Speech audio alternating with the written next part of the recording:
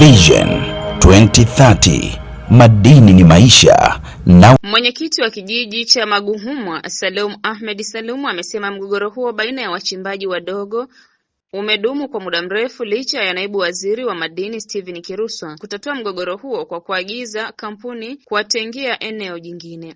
Mwenyekiti huyo amesema hayo alipokuwa akizungumza na waandishi wa habari ofisini kwake baada ya wachimbaji wadogo kuondolewa kwa nguvu na kampuni ya Sanuk ili kuwapishe leseni yake. Kulikuwa kuna mgogoro kati ya wachimbaji wadogo pamoja na mwekezaji wa Kanuk Gold Mine. Mgogoro huu umekuwa ni mrefu. Naibu waziri alitoa maelekezo kwamba wachimbaji wadogo watafutiwe vitalu ili waweze kuhamishwa. Lakini toka ametoka naibu waziri mpaka leo hii wachimbaji wadogo hawajapewa vitalu, lakini mwekezaji amekuwa akisema watu watoke.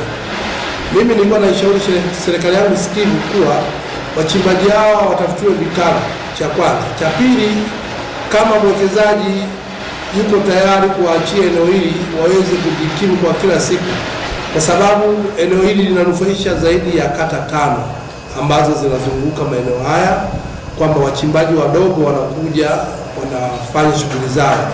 Lakini kingine, wachimbaji wadogo wameingia mikopo kwenye mabenki kwa watu binafsi, kwa hiyo bado hawajalipa madeni, na mikopo hii tumeisaini sisi wenyewe ofisini. Na niombe sasa serikali ikajaribu kuangalia kwa umakini zaidi swala hili, maana limeanza kuzua taharuki toka limetokea na mpaka sasa hivi linaendelea kuchukua sura.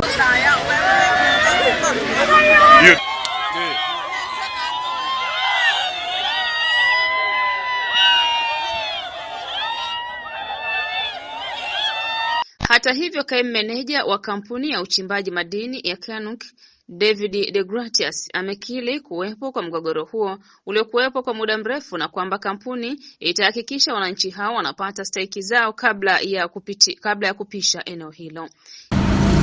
Ni kweli tuna sakata la wachimbaji wadogo ambao wamevamia ndani ya leseni ya Kanuk, lakini kama mlivyoona uchimbaji wao unafanyika wako ndani ya leseni ya Kanuk. Na kama unavyojua ndugu watangazaji, ni kwamba sheria nchi imeelekeza wazi kwamba huwezi kumpora mtu ardhi yake bila kufuata utaratibu. Watu wote walioko ndani ya leseni ya Kanuk, endapo kutakuwa kuna haja ya kuwaondoa, lazima watalipwa fidia kabla ya kuondoka ndani ya leseni.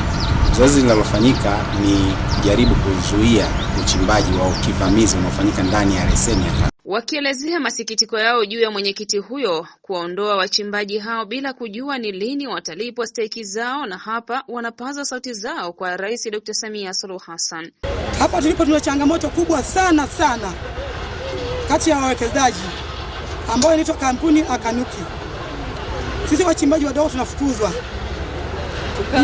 Mimi niliyesimama hapa ni mjane.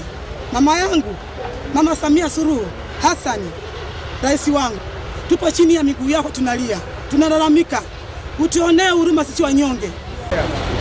Mimi ninachokiomba Mama Samia atuangalie, hatuna pa kula, atuangalie kabisa kwa moyo mmoja.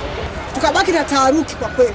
Hili swala linatusikitisha sasa sisi wa mama, kwa sababu sisi shughuli zetu zote ni hapa. Mwekezaji anasema kwamba hawezi kulipa fidia ya maduara, atafanya tu valuation ya watu wa mashamba, wenye maduara hawatambui. Na valuation inapoletwa sasa unakadiriwa tu makadirio ambayo haiendani na malipo ya ardhi. Kwa ndo maana tumeshindwa hata kushiriki mambo ya valuation. Mfano kama maeneo tumeyanunua, mengine umenunua labda milioni 5, yeye anakuja kutoa uthamini wake 700,000. Sasa hiyo inakuja sasa. Yaani hatambui duara kwamba ina gharama, hatambui.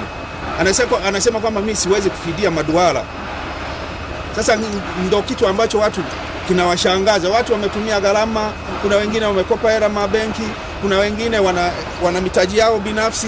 Kwa hiyo sasa tunashangaa sasa. Mohab TV ilitaka kujua undani wa tukio hilo kupitia kwa mkuu wa wilaya ya Kahama Frank Nkinda, ambaye pia ni mwenyekiti wa usalama wa wilaya, akiongoza zoezi zima la kuondoa wananchi hao, hakuwa tayari kuzungumzia tukio hilo. Kutoka kata ya Mwakata, halmashauri ya Msalala, wilaya ya Kahama, mkoani Shinyanga, Hamisa Musa, Mohab TV.